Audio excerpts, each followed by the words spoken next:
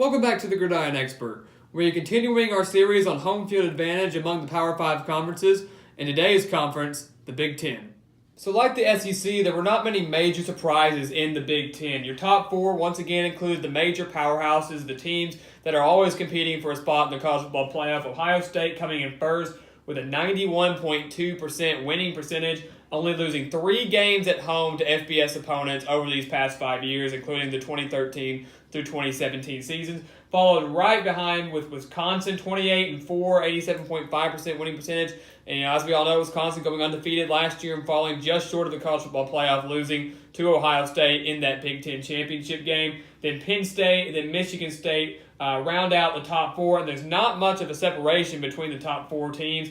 Only about 13% in the winning percentage column separates Ohio State from Michigan State. So all these teams are very, very close in the grand scheme of things over these games over the past 5 years, which is something really interesting to look at. And I really don't expect much to change among these top 4 teams going into the future. Ohio State, as long as they have Urban Meyer in very strong recruiting classes, you can expect them to be a favorite in the Big Ten just about every year. Wisconsin, the same with them. I expect them to have another very strong year this year. Penn State, James Franklin has been doing wonders for this program. He's going to have them in contention for the Big Ten title once again, winning it just 2 years ago and getting to the Rose Bowl. And then Michigan State, of course, with Mark D'Antonio. You never want to doubt him and lead the Spartans out, and I expect them to have a very, very good season this year. Of course, that will be in our later on when we do our season predictions, but Michigan State should have a very stellar year this year as long as Mark D'Antonio is at the helm. Michigan falls right behind Michigan State, just about 4%, a little less than 4%, separating them, 26-9 over these past 5 years. And then this is where you start to see the big bit of a drop-off here from when you hit number 6 at Iowa. You see a pretty drastic change from the 74.3 for Michigan to Iowa at 67.7. Of course, they had a really good year just a few years ago when they made the Rose Bowl, undefeated regular season, falling just short to Michigan State in the Big Ten title game as well. So Iowa usually is always in contention for a bowl game. You never want to count them out. We saw what they did against Ohio State last year in the regular season, which, in my opinion, is what kept Ohio State out of the college football playoff. So you never want to count Iowa out. They're usually very tough at home, and that's what we saw against Ohio State. That was at Iowa. They almost knocked off Penn State at home last year, losing at the very last second. So Iowa's a very, very tough place to play. 21-10 over these past 5 years. Right behind them, very close as well. Not much separation here between Iowa, Minnesota, and Nebraska. The Golden Gophers, 21-11, 65.6. I expect those numbers to increase over these next few years as long as P.J. Fleck is there. I think he's a very solid head coach. And I think Golden Gophers fans just give him a little bit of time.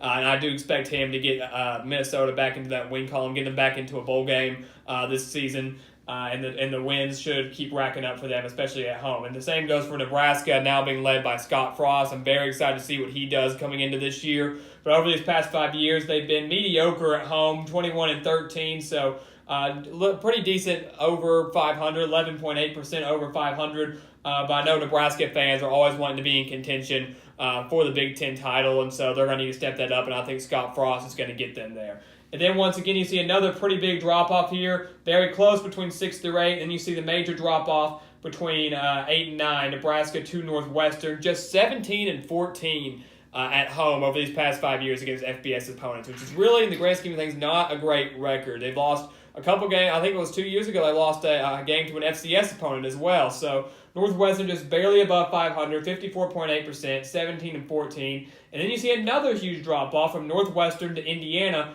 The Big Ten has 5 teams below 500 at home over these past 5 years in FBS opponents. And compare that to the SEC, it's a pretty drastic change. I believe the SEC only had 2 teams below 500. The Big Ten has 5. Starting off with Indiana, 14-16, just barely below at 46.7%, 2 games below 500. Indiana, a program that has struggled for a while now. Made a couple back-to-back bowl games there. They looked like they were on the right track. And then, of course, their head coach, Kevin Wilson, gets fired. So some things are going to have to change for the Hoosiers. But, hopefully they can turn things around here fairly quickly. And then you got Lovie Smith over at Illinois, 12-19 over these past 5 years. I had him, if you go back and watch some of our previous videos, had him as one of our coaches on the hot seat going into this season. He's really going to need to rack up some home wins this season if he wants to keep his job with Illinois. So hopefully he can get the job done at home, which is where teams need to get the job done. It's much harder to win on the road, in my opinion, than it is at home. And I think he needs to be able to get some wins this year, at least 4 or 5 of them at home, if they want to try to get back to a bowl game, at least show signs of improvement so he can maintain his job. But over these past 5 years, Illinois has very much struggled. 12-19 puts them at 11th in the conference. Rutgers and Maryland, very, very close there, just about 1.1% separating the two teams there. Rutgers going 10-18 over these past 5 years. Maryland 9-17, but they are definitely on the rise. I feel like had a great start to last season going on the road and defeating Texas. Looked like they were poised for a pretty decent season, and it turns out it was not.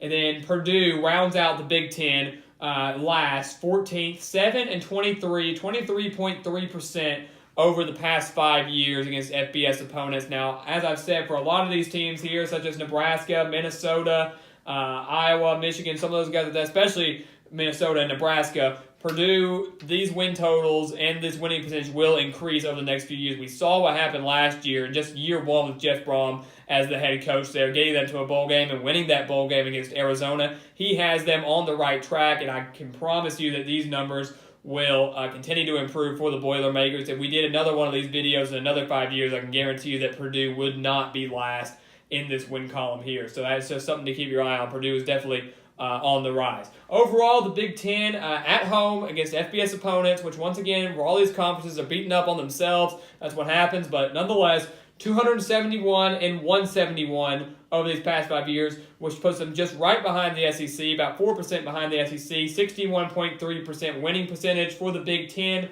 over these past 5 years against FBS opponents. So that's something to keep your eye on, and something that I think has been very interesting looking at this. And when we do our top 25 teams at home over the past 5 years, once we've completed all Power 5 conferences, we will rank how each conference fared compared to each other. So we'll have, for example, the SEC at number 1, followed by the Big Ten as of right now. But of course, that'll all change when we do our top 25 rankings later on.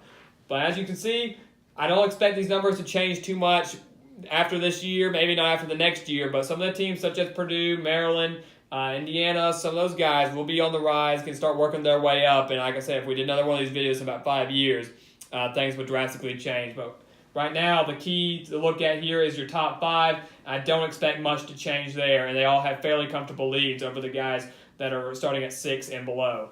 So something very interesting there. If you have not found out about our season predictions announcement, you need to go check out that video. Very short video, just about 18 seconds long. I have a lot of questions about when season predictions will start. Go check out that video. It'll answer all your questions, so you might want to go check that out. Some exciting stuff coming here at The Gridiron Expert. Thank you for watching. Please continue to like, comment, and subscribe, and we will see you next time on The Gridiron Expert.